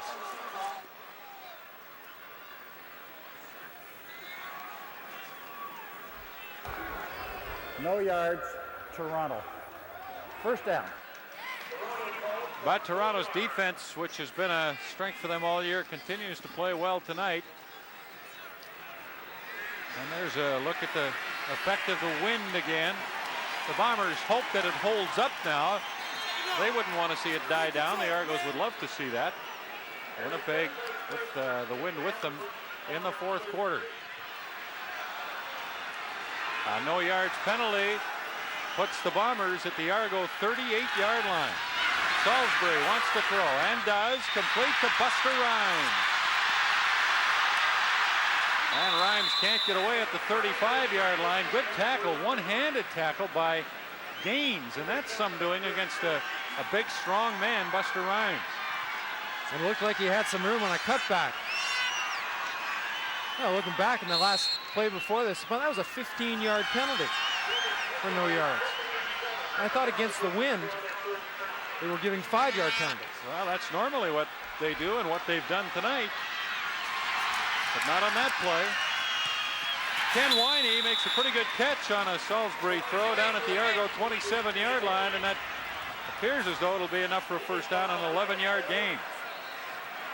Real good catch by Winey, having to turn around, adjusting, and almost falling backwards, making that catch. Well, they are going to measure. It's not clear that it's obviously a first down, so Sean Salisbury will come over and talk to Blue Bomber head coach Mike Riley.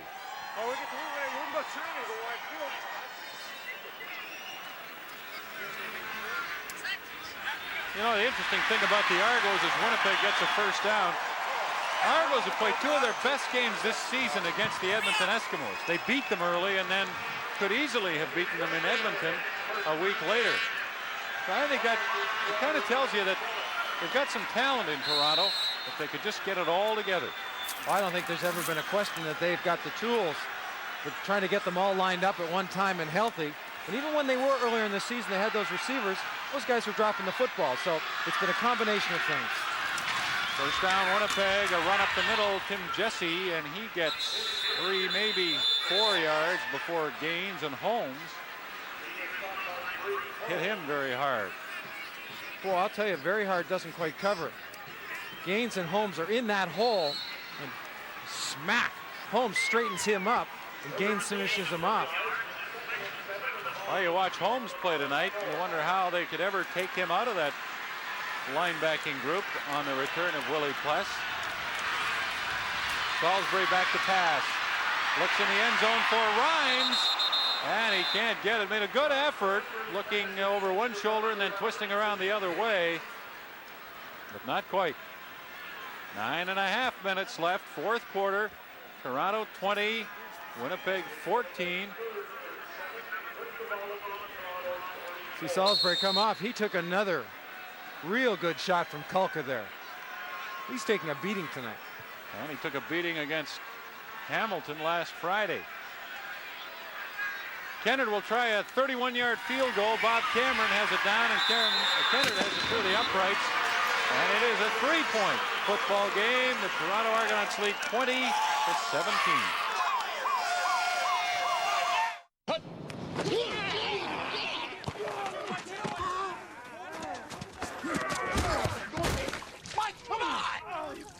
Mike, what is your deal, man? Oh, come on, man. You've been riding me all day. Mike, you're playing like Betty White out there. That's not what your girlfriend said. Baby. Whoa.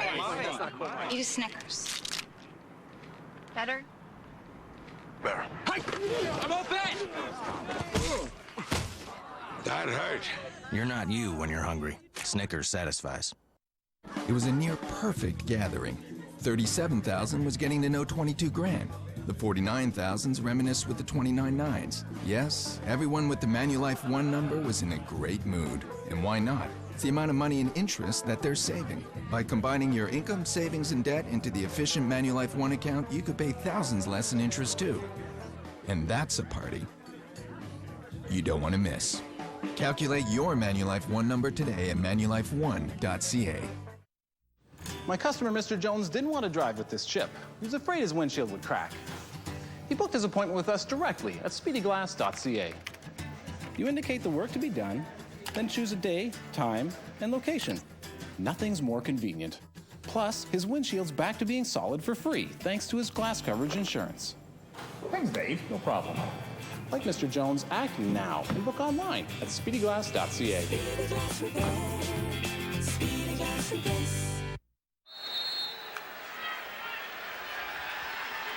9 minutes, 10 seconds left in the fourth quarter at Winnipeg Stadium. Is it possible the Bombers will play overtime for a third week in a row? Let's not rule it out. Here's a reverse to Willie Sneed. And Greg Battle has him lined up, and then he gets hit hard by Ken Haley and stopped for no gain or maybe a yard. Shows you the quickness of the Winnipeg defense and their ability to pursue even when they get drawn to one side. I think the one thing I would most fear with Winnipeg is when you do run a play like that to come back into the pressure. Guys like West and Battle flying over there. As Doran Major on the Argonaut bench. Pulled hamstring. We don't expect to see him again. 2nd and 9. Rick Johnson, draw play. Clemens will try to get outside, works it back inside, breaks tackles, first down Argos, up to the 48 of Toronto. The first down of the night for Toronto while working into the wind. And Clemens comes up with a little bit of a limp.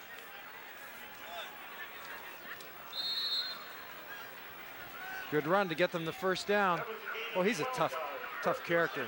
Physically, you know, I don't know if he could take the pounding all year from that halfback spot, but well, he's taken quite a pounding since he took over from Underwood and has held up well, and he'll carry it again and finds a room up the middle to center field of the Bomber 50, 12-yard gain. Mike Clemens at 5'5", 170 from William and Mary, and what a job he has done. And Underwood played very well until he took the shot on the chest. He has a badly bruised chest. Could come back in if he has to. Well, and he might have. He might have to. You can see Clemens holding the back of his right leg. Just when things start to look bright for Bob Obilovich, someone pulls down the curtain. Well, Obilovich has to be greatly encouraged by what he's seen tonight from his team, which has gone through all sorts of adversity, players getting hurt, the Renfro thing again, which, you know, had to be unsettling. But they're playing a whale of a game tonight in foreign territory.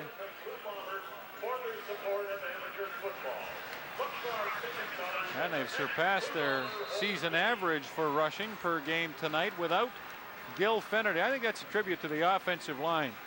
Neil, they have really opened some room for Clemens and Underwood and Warren Hudson on 1 or 2 occasions. And not against an easy defense either. No. 1st and 10, Argos, Winnipeg, 57 minutes left in the game. Johnson swings it out to Hansen with Tyrone Jones pressuring Rick Johnson. But Johnson didn't throw it very well or very accurately. It goes incomplete. Well, we're seeing some of the flexibility the Argos do have in their offense with Hudson at fullback. They can put Ryan Hansen, who sees duty at both the fullback and the halfback spot, but is not uncomfortable running out of that tailback. Rick Johnson showing a good presence on the field right now. His passing numbers won't be great, but his generalship is looking good. 2nd and 10, handoff on a draw play. Ryan Hansen, and he gets 5, maybe 6 to the Winnipeg 44-yard line, leaving Toronto in a 3rd and 4 position. 6.5 minutes to go, and the Argos with a 3-point lead. Glenn Harper will be asked to punt into the wind, and the Bombers will only send 1 man back. 11 on the line of scrimmage to either set up a return or try to get to Harper. They blocked one in the first half. Paul Platney getting it for a touchdown. And they're coming, and I think they got a piece of it. The ball will go out of bounds at the Winnipeg 25-yard line. 6:08 left. 4th quarter.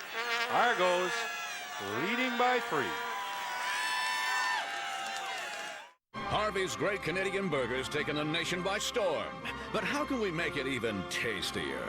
Double smoked Canadian cheddar. Onions sauteed in maple barbecue sauce. Yeah. Smoked bacon! A little of each, and I think we have a winner. Introducing Harvey's Great Canadian Smoky Maple Burger. It's juicy, it's smoky, it's mapley, and it's now only at Harvey's. Harvey's makes your hamburger. It's the Hockey Starts Here sale at Source for Sports. Get a free Easton 777 Youth one-piece stick with this Easton 333 Youth package for only $189.99. The Hockey Starts Here sale at Source for Sports. We know our stuff. This is my amazing trip. That sun's a scorcher. Look out for the shark. Oh, hey, would you look at that? How about going on a real amazing trip? Let Capital One send you somewhere that's featured on The Amazing Race. Enter online for your chance to win. The Amazing Race, Sundays on CTV. The new Aspire card from Capital One. Earn more reward miles. Next, we're going to Paris. This weekend at Sears, it's Sears Days, where you can save 20% on KitchenAid small appliances. And almost all men's and women's outerwear up to 50% off. The lowest prices of the season are on now during Sears Days. Here's Lemieux. The center penalty coming up. Look at Lemieux. Oh my heavens. What a goal. What a move. Lemieux. Oh baby. Winnipeg Blue Bombers from their 24-yard line, first down. Sean Salisbury gets away for a moment and then is sacked back at the 13-yard line. Gaines was there, but so was Glenn Kulka. And Kulka has been a prominent man on that Toronto defense tonight, and they've had a lot of them. Well, that enthusiasm that he carries into most games that he plays is showed tonight, because he's been close on a number of times, and this time he won't be denied. Black's doing a good job of blocking him and trying to keep him the outside, but Kulka just muscles through him, adds to his sack total by 1. And I don't think he's had any of those migraines this evening. Been bothered by headaches. Kulka had to miss a couple of games, but he's been a headache for Winnipeg tonight, as Salisbury tries to hit James Murphy, misses him, and then hears about it from the Winnipeg fans.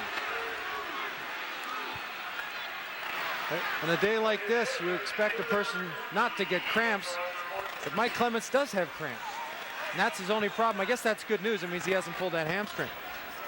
One thing I was going to point out, that the Argos have done a pretty good job tonight getting their arms up in front of Salisbury when they've thrown the ball. Don Mullins knocked a couple down. I think Harding got his hand on that one. Third down for the Blue Bombers, and 20 yards to go from their 14-yard line. 5.5 minutes left. Bob Cameron kicking with the wind, and the Argos nearly got to it, and a flag comes down. I think they're going to be called for roughing the kicker, as Brazeley has it at the Winnipeg 45 and into their 42-yard line. Toronto coming very close to blocking that Bob Cameron punt. Ryan Hansen is trying to state a fairly strong case, saying that he touched the football. Yet I haven't seen or heard of a ref yet that has listened to a player. Contacting the kicker, Toronto number 34. Third down repeated. So they get 10 yards further upfield to kick it again. Third down and 10 it'll be from the 24-yard line of Winnipeg. Cameron, you can see, picks it up a little bit on the pace. I don't believe the ball was touched, but Cameron was, and that's not an acting job. He took a shot. Ryan Hansen actually got pretty close to the football and got very close to Bob Cameron. So Cameron will get a chance to kick it again. He didn't kick that one very far because of the pressure.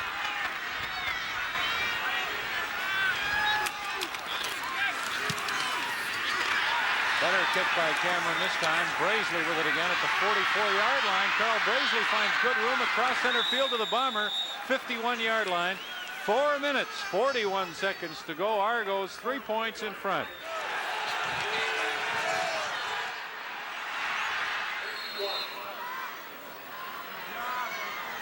Rick Johnson leads the Argos back onto the field, and Neil, he hasn't completed a lot of passes or anything like that, but we've spotted some things about Johnson I know you like.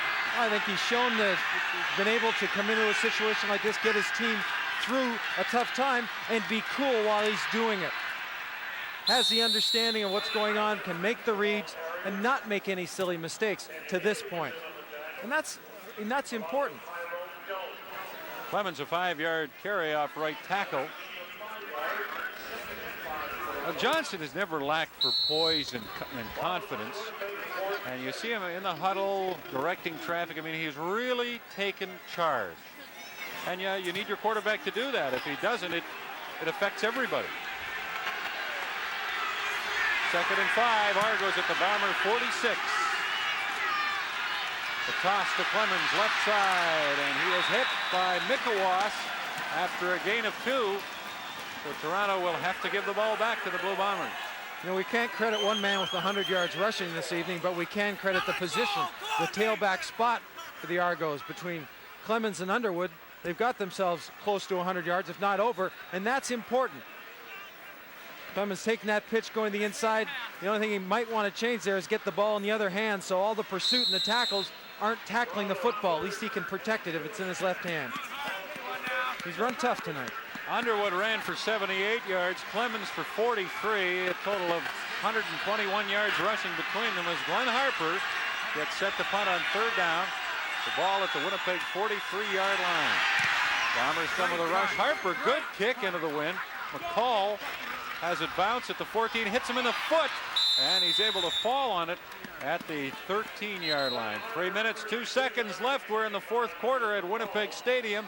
The Argos lead by 20-17. CFL football on ESPN Classic is brought to you by Snickers. Packed with peanuts. Snickers. Satisfied. Is there something in the bedroom you need to talk about? It could be a common condition known as erectile dysfunction. About 40% of men over the age of 40 experience some form of it. Fortunately, a variety of daily and on-demand treatments are available. Talk to your doctor about which treatment is right for you, or visit 40over40.ca to learn more. It's the Hockey Starts Here sale at Source for Sports. Get a free Easton 333 one-piece stick with this Easton Junior package for only $249.99. The Hockey Starts Here sale at Source for Sports. We know our stuff. There are better ways to refresh your skin after shaving. Keep your sensitive skin feeling cool with Nivea for Men Aftershave Balm. What men want. And look for the complete sensitive line from the #1 men's skincare brand. At Swiss Chalet, we go through many steps to ensure our ribs taste as good as our famous chicken. We marinate them for 24 hours, and we slow cook them for 3 hours. Nice. Oh, yeah. Then we brush them with our signature barbecue sauce right on the grill. Oh, smells good. In fact, we've been so busy fussing over our ribs for 20 years, I think we forgot a step. Oh, yeah? What's that? Promoting them. Love our chicken? Bit to the left, Tom. Wait till you try our ribs. Swiss Chalet, always so good for so little.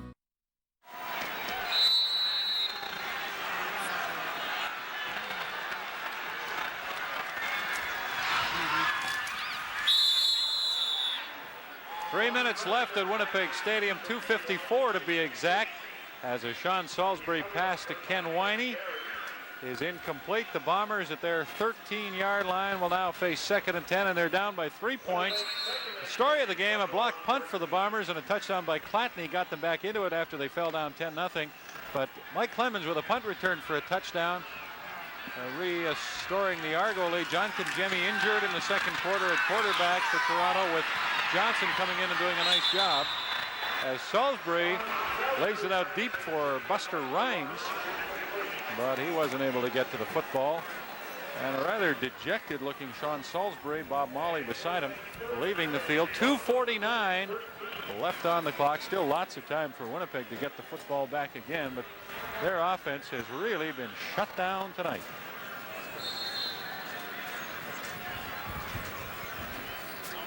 This will be the 26th punt of the evening, and it'll be 13 each when Bob Cameron is finished kicking this one.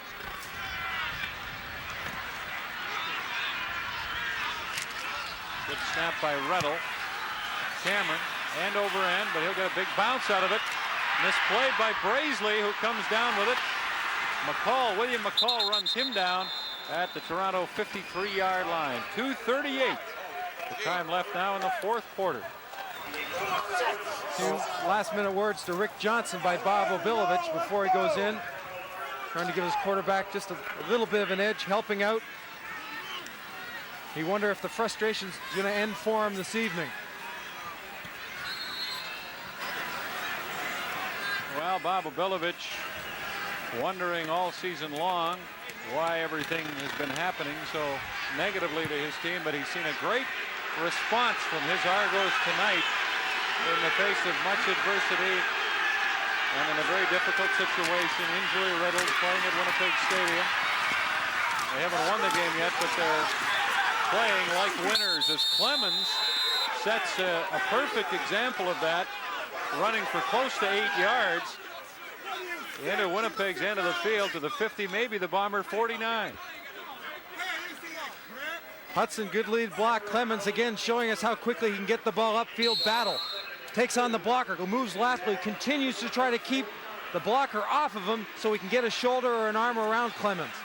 And that again, it shows you just can't guess or assume that you got him down. What a fabulous effort by Clemens.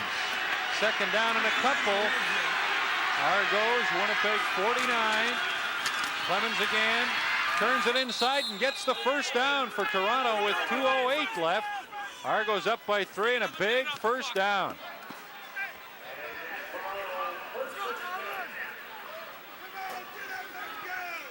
Mike Clemens again showing possibly a few of those problems of having cramps earlier, which is hard to believe in this weather. That offensive line of the Argos, Schultz, Skemp, Beckstead, McEwen, and Prunster coming off and giving the scat back time to hit up there and find himself some yards. First and 10 Argos, Winnipeg 46. Clemens again, they're going to work him till he drops. He's down near the 40. Ken Haley made the tackle. Clemens has showed us in a number of runs tonight a nice little shuffle to change the direction in his ability to accelerate out of that shuffle. Finnerty has those same skills. Watch this little hop coming up here, right there. It just goes through the air, doesn't plant, sort of drifts through his cuts. And then when he lands, explodes. Second down and 5 from the Winnipeg 41. Will they give it to Clemens again? You bet. And this time Ken Haley hits him just as he approaches the line of scrimmage. And that's the kind of a defensive play the Bombers needed with 1:22 left. And the Argos ahead by 3. So this one is going to come right down to the end. Johnson taking the snap, has used every second of the 20-second clock. As the Bombers call a timeout, he's getting the snap of the ball at 2 or 1 seconds. So they're using everything to their advantage. Well, again, and those are subtle things that a veteran quarterback will do that can be the difference between winning and losing. And he might also mention when he's in the huddle, you know, keep the ball in bounds. If you get the run spread out wide, don't run out of bounds. Don't stop the clock. 35 running plays by Toronto, 15 passing. And much different from Winnipeg's side of it, 19 and 29. But you almost knew when you got up and walked out of the hotel this morning with this weather starting to come on that the team, at least I thought, the team that was going to run the ball more effectively had a better chance of winning the game. And the Argos, of their 15 passes, have only completed 4. But they're leading 20-17, 1:22 to go. Glenn Harper to punt on 3rd down and 4. Low snap, Harper scoops it up nicely and gets a good kick away.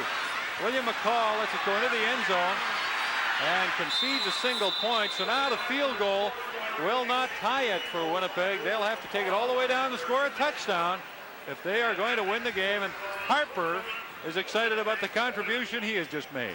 I'm sure his heart skipped a beat when that snap came back and hit the ground, but he hit an excellent punt, nice and low. And that's a big point, an awfully big point. Is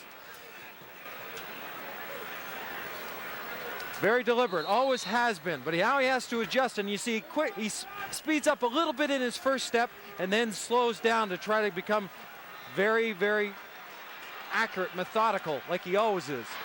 Bombers from their 35. Salisbury to James Murphy up at center field. A 20-yard gain, a Winnipeg first down, 1:07 left. All kinds of time for the Blue Bombers to get down there and score. They trail by 4. And they'll go without a huddle. Well, we're not going to have overtime. We know that much. Salisbury back, throws, and this will be intercepted. Reggie Pleasant with it. And that'll put the lid on it for the Argos. Pleasant back to the Winnipeg 46-yard line.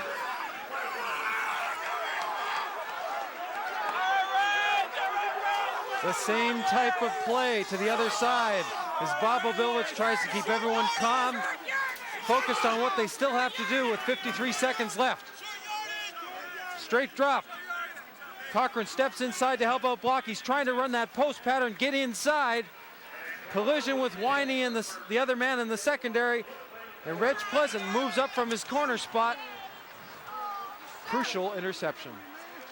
That'll be his 6th. And he leads the Argos, and what a big one by Reggie Pleasant. The football back to the Winnipeg 46, 53 seconds left. Johnson hands off to Underwood, who's back in the game, and he adds another 7 yards to his total. There's a flag down. We could hear somebody yell face mask as Greg Battle escorted Underwood out of bounds. Well, Neil, you would know better than anybody what this kind of a win can do for a football team in the situation the Argos are in.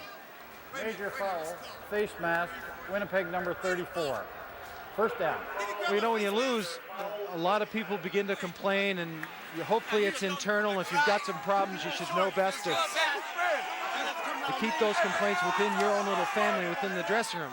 A win can change things around. If you could put a win in a pill form, you'd be a millionaire. It is the best of tonics for teams that aren't doing as well as most people think they should be doing. And that's the other thing, you know,